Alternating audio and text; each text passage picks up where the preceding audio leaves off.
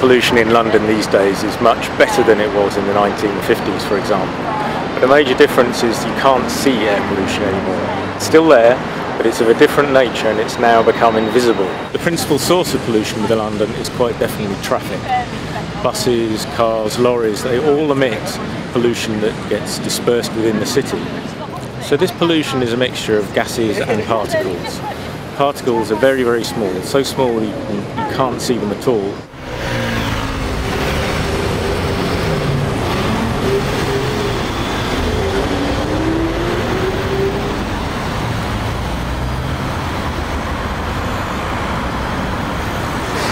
Unfortunately, if you had to design an experimental laboratory for generating and capturing nitrogen dioxide, you'd come to Oxford Street. You've got a combination of high-sided buildings on either side which trap the pollution in. You've got very slow-moving vehicles, all of which are diesel. Of course, in Oxford Street, they're some of the worst levels of air pollution we know now in the world. 3 times the European safety level of NO2, for example.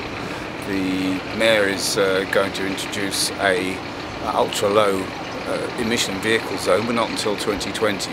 So there's a lot of time to go with those sort of levels still ahead of us. The ultra-low emission zone is worth a mention. I mean, that is an eye-catching and very ambitious policy, but one that doesn't go far enough. It would currently only, as it's been currently proposed, it would only cover the current congestion charging zone, which is far too small an area to have a really positive impact on air quality. It needs to be significantly bigger, because otherwise polluting vehicles would just simply drive around it. So the ultra-low emission zone is the kind of ambitious, bold policy we need, but it needs to go further, it needs to happen earlier, and it needs to be bigger. And the other thing, of course, is that this isn't just a London problem. We do get a bit fixated with London. Air pollution is a national problem. We can't just focus on London. We need national action. We need a national system of low emission zones.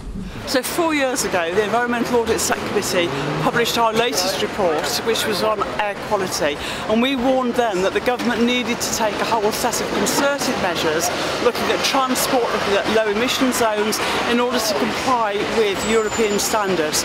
4 years on, virtually no action, and now we have real concerns about the thousands of unnecessary deaths.